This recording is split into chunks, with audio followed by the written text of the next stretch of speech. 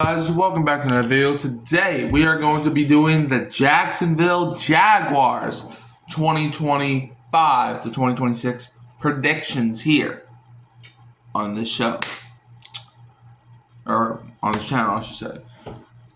So first, like we always do, we got to go over their key acquisitions and key losses. Starting with the losses, Christian Kirk went to the Texans. They lost Evan Ingram to the Broncos. Alright, let's see. They lost Josh Reynolds to the Jets, Devin Duvernay to the Bears, Mac Jones to the 49ers. They lost Jeremiah Ledbetter to the Giants, Blake Hance to the Titans, Caleb Johnson to the Falcons, Andre Cisco went to the Jets. That's a big loss. Chuma Edogut, nope, wrong thing. Josiah DeGora to the Cardinals, Joe Gallas-Harris to the Bengals, Tim Jones to the Vikings, Luke Farrell to the 49ers, and Ezi Ademelo to the Steelers. Now, guys that the Jaguars brought in to replace some of those guys, they brought in Patrick McCarty from the Ravens.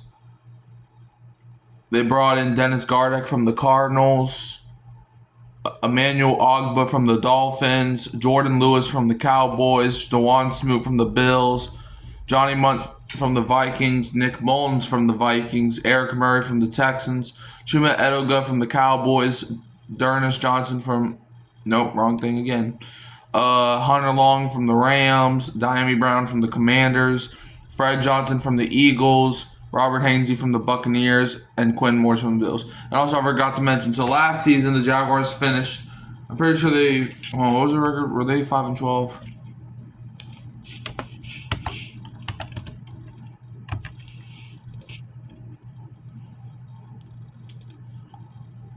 Yeah. Okay. Well, yeah, I'm pretty sure the Jacksonville Jaguars last season finished 5-12, and they were third in the AFC South, obviously missing the playoffs. So yeah, we're gonna see if they can win more or less than 5 games this season, or win 5 games again. Let's now check out who the Jaguars drafted. All right. So, round 1, pick 2, they took Travis Hunter, wide receiver / DB out of Colorado. Round 3, pick 88, they took Caleb Ransall, cornerback from Tulane. Round 3, pick 89, they took Wyatt Millam, guard from West Virginia. Round 4, pick 104 via the Cleveland Browns, they took Bahashal Tootin, running back from Virginia Tech. Round 4, pick 107, they took Jack Kaiser, linebacker from Notre Dame. Round 6, pick 194, they took Jalen McLeod, linebacker from Auburn. Round 6, pick 200, they took Rayon Lane III, safety from Navy. Round 7, pick 221, they took Jonah Monheim, offensive lineman from USC. And round 7, pick 190, they took LaQuint Allen, running back from Syracuse. And that leads us in to the the season predictions of the 2025 to 2026 Jacksonville Jaguars. Hold up, y'all. Okay.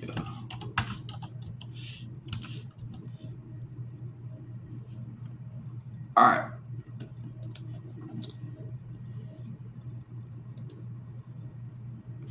Alright, so now, the Jaguars, like I said, 5 wins last year. I think they will be way better this year. They got talent, and I think they actually got a good coach. Alright, so, week 1, the Jacksonville Jaguars start the season hosting the Carolina Panthers. Give me the Jaguars to win their opener. It's Battle of the Kitty Cats, and I think the Jaguars are the better cat. The Panthers, they have a little talent, but not enough like the Jaguars. They have Hunter, Brian Thomas, like Trevor Lawrence, Travis Etienne. Hopefully he can bounce back. They have a good defense. I'm going Jaguars to probably annihilate the Panthers. Week 2, the Jaguars will be at the Cincinnati Bengals, where I have the Bengals taking home the win. I just think the Bengals have a better roster. Like, the Jaguars don't have the DBs to stop Jamar Chase and Joe Burrow, and T. Higgins, and Chase Brown. So, like, the Bengals, they finna... It might be a close game, but the Bengals, I think, will win this one. Week 3, the Jaguars are hosting the Houston Texans. Give me the Texans to pick up this win. I think, look, I made my Texans predictions already. You can go check that out. But I think, these two teams are kind of similar. However, I think I'm going to take the Texans over the top in this one. The Texans, I feel like, have deeper depth than the Jaguars do. Week 4, the Jaguars will be at the San Francisco 49ers. I got the Jaguars winning. I just don't think the 49ers really have that much talent on their team. They got Fred Warner, George Kittle, Brandon Ayuk, and Brock Purdy. But they lost lots of guys too. So give me the Jaguars to win. Week 5, the Jaguars are hosting the Kansas City Chiefs. Give me the Chiefs to win. It's no secret. Chiefs are probably one of the best teams in the NFL. So I'm going the Chiefs.